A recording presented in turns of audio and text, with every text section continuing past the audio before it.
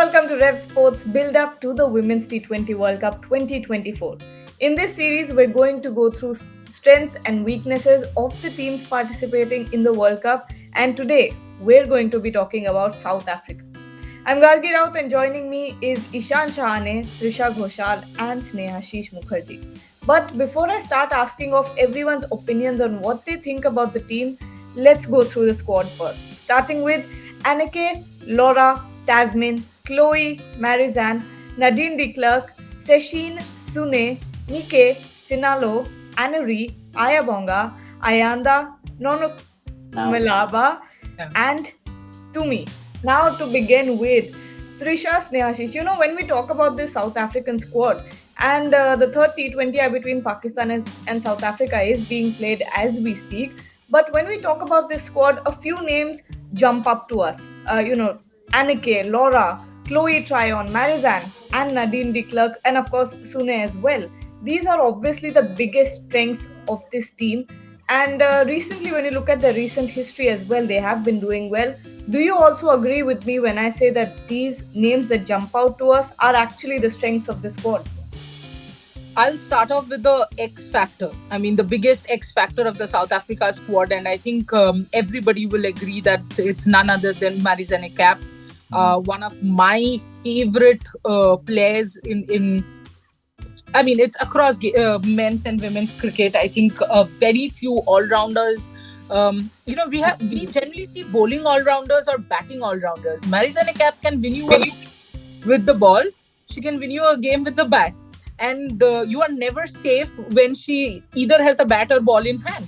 So which is a huge advantage for South Africa. But I completely agree with you, Gargi, that the names that you took are some of all of them are basically the strengths of South African team. Say, for example, Laura Woolward. I think Laura Woolward has been superior. I mean, her batting has been superior at the top opening. When you have such an opener, it makes the job easier for Tasmin Brits because, it's very easy for her. Tasmin, I'm sure the team has given her that role that you come and see the ball, hit the ball, because there is a Laura Woolward who can do both. And the important part, Gargi, I think for Woolward is she plays the slow ball really well, especially spinners, which is going to be a huge advantage in UAE for South Africa. The other two batters who I'll be calling as two players rather, as the biggest strengths for South Africa would be Sune Louis. And I'm not sure it's Louis or Loose, but yeah, it's Sune and Louis, I think, because I was hearing the commentator say during the previous Pakistan-South Africa game that it's Sune Louis. So let's go with Sune Louis. So we've been doing it wrong for all these years. Yeah. I think everyone in the cricketing fraternity has been saying a name wrong. Maybe, including herself, is it? I don't know. But anyway, I think she has been terrific. She was batting along with Chloe Tryon, and every single one, I think even included the Pakistan captain, were actually worried about Tryon's batting. Because, Chloe Tryon can hit the ball big. And she has those muscles. On the other end, Sune, you don't really think that she's going to get you. But she's brilliant. The way she was using the field. And I think that makes her a very, very dangerous batter at 5'6". You have batters like Chloe Tryon and Sune Lu. I mean, the batting order is completely, I think the batting order is a huge, huge strength. And the other thing is fielding.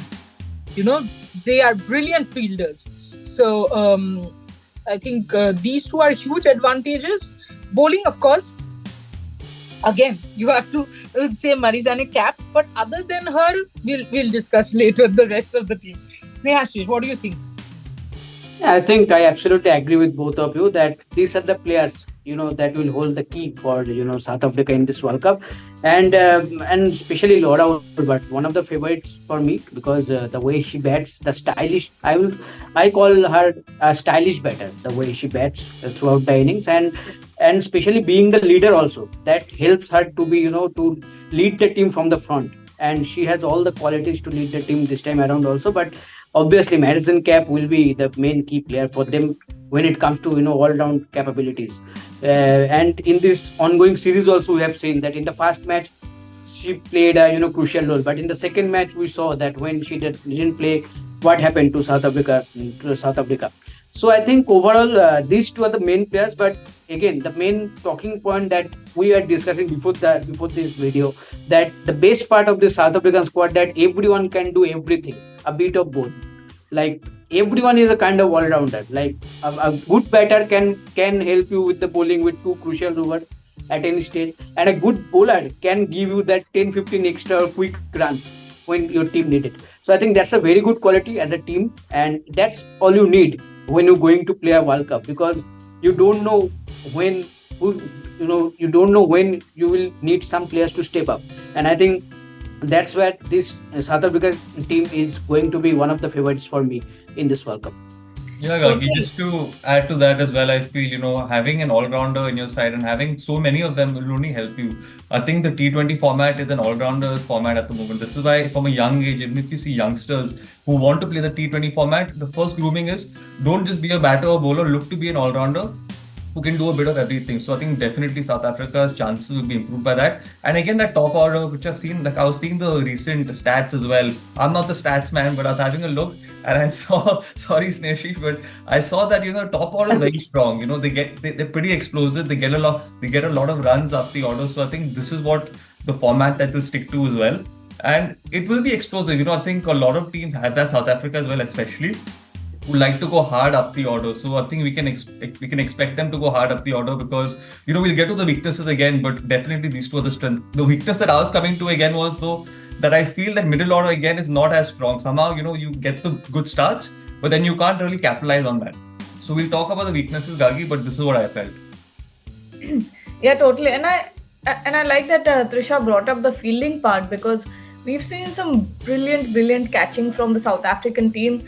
Snehashish and Trisha both spoke about Laura, and one of my earliest memories of Laura is, of course, the 2017 World Cup and that catch against England, if I'm not wrong, at point.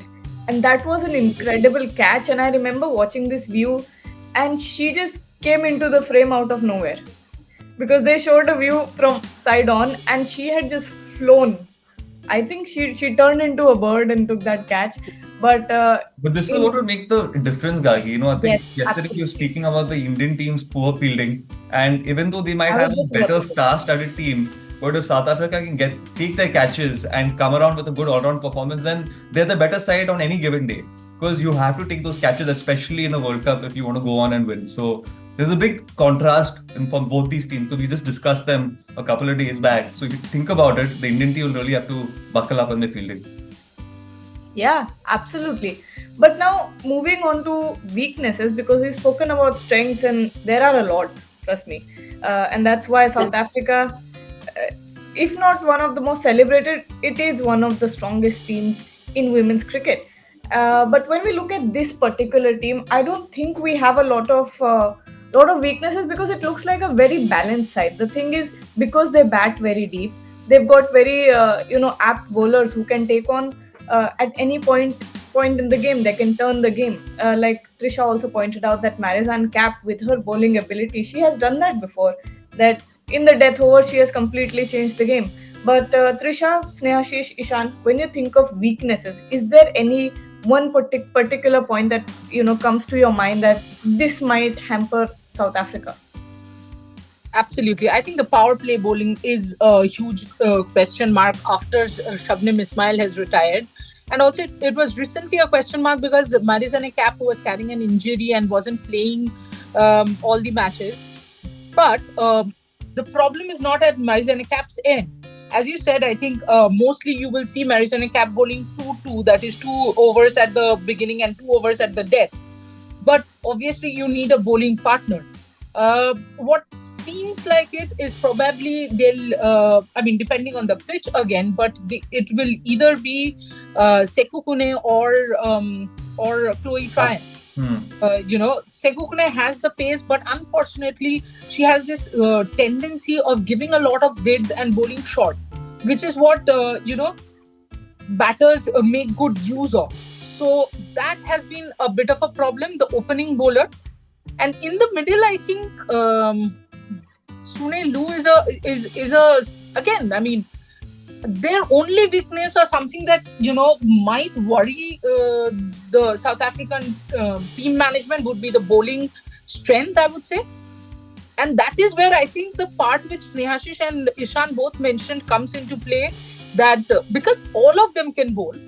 So Yeah. 1 or 2 overs, 1 over 2 overs here and there, you can actually get those 20 overs done.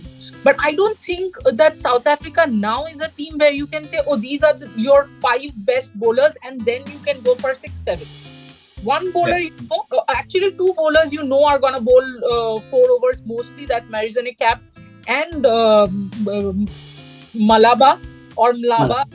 I'm 100% again not sure about the pronunciations because I've been hearing a lot of variations. Malaba being a left arm spinner, and Marizanne Kapp, of course, we know how she's a pace bowler and she's very good at it. That's where I think Chloe Tryon and Sune Lu, why do I keep taking these names, is because then these two become extremely important.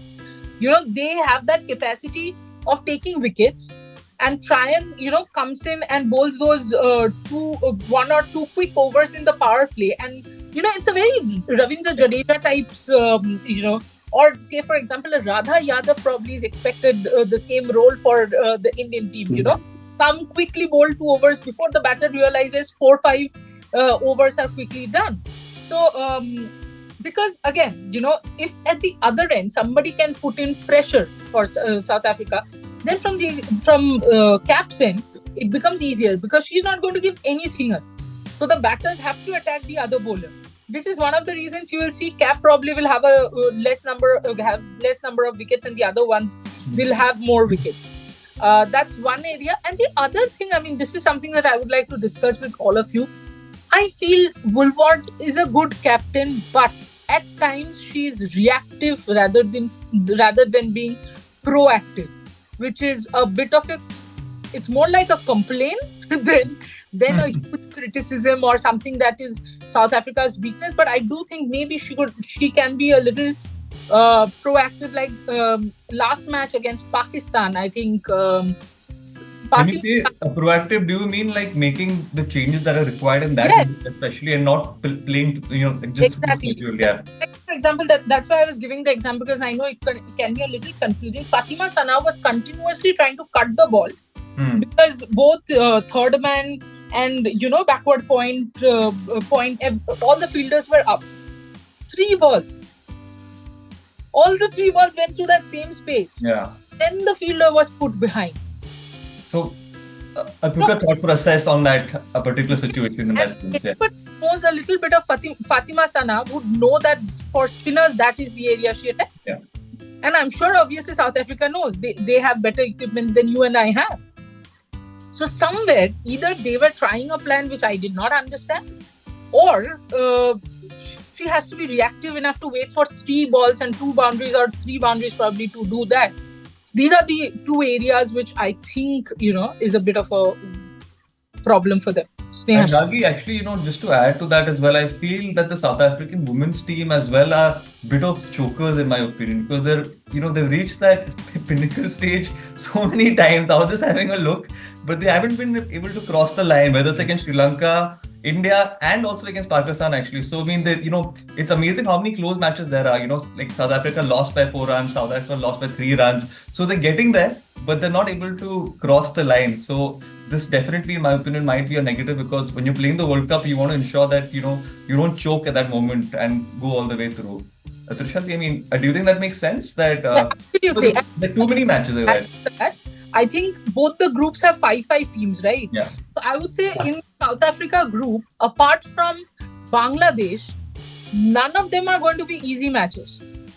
Yes. Bangladesh, most probably, because now the standard of cricket for Bangladesh cricket has gone down. But ideally, I wouldn't have otherwise said, But all the matches will go close. I mean, Group A is group of death. The way Pakistan is also playing, it's just group of death. You have Australia, you have New Zealand, everyone in the team. But in that group. But even in Group B, you will get close matches. Yeah. And that is when South Africa has to, get over this chokers. Also, I think group stage, they don't choke much. The moment it's knockout, something It comes changes. in the head that we have to win, and in that process they end up losing. Exactly. I mean, Snehashish, what Yeah. about? No, I think the point that you mentioned that maybe Wolvert lacking some plan during the match. I think if I am at the opposition, if I analysis the style that Laura Wolvert using her bowlers, I think you might get a common pattern. As today me and you discussed about the pattern, I think you might get the understandable that these bowlers are going to ball in these overs, or maximum within these overs, these bowlers are definitely going to ball. I think as a skipper, Wolvert is lacking the plan B. And when you analyze a bowler, you also analyze that the ball which fielders and where those fielders are for the specific bowlers. I think that is where the example that you mentioned in the Pakistan match. I think that is where as an opponent, these teams are getting that understanding that maybe Laura Albert will use his bowler at this stage, and then again we can score runs from this angle or that angle. I think this is a part that maybe Laura Albert needs to work, and you as a skipper you should get those plan. Obviously, plan A is there, but you should get those plan B and C, because situations will be adverse. It will be not easy for anyone in every match. 1-2 matches will be like that, but after 2 matches in a World Cup, you will get analyzed, and then the separate plans will be needed for you to go through for the next matches. So I think that is one. And one more thing that I observed, that the best part is that your maximum batters have strike rate over 125. That's a brilliant thing. But that is also concerning when on a day when your top order batters fails quickly, those if those middle order batters have the capability to come out and play a sensible knock fast stage, stitch a solid partnership, a runner over partnership, or maybe 30 runs of 40 balls, and then go for the big shots. I think that is a portion that South Africa needs to work, because that can happen with any team on any day, and at a world stage that can happen. So I think that's another area. But that is why, sorry, I mean, I just made it into a classroom. But sorry, Gargi, I know you were trying to say something, but I just interrupted because that is where I think batters like Marizanne Kapp and Sune Lu become important, because they can completely control the innings. And then when 8 or 10 runs are needed, if you look at yes, I know they did not win against Pakistan. They did not chase that 181, but I think they left it too late. Having said that, if you see, Sune Lu was,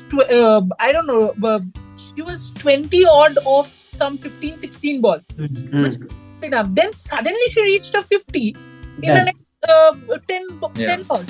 So that, changing the gear, that is something that Kapp and Sune Lu do so well in the middle order, that gives a bit of cushion to players, especially attackers like Annika Bosch or a Tasmin Briggs up the order. Yes. Exactly. But against India in that third T20I, they failed completely. They got bowled out around 80 or 85 runs. So I think that is where they need to be more consistent, I think. But Gargi, I would actually like to ask you something.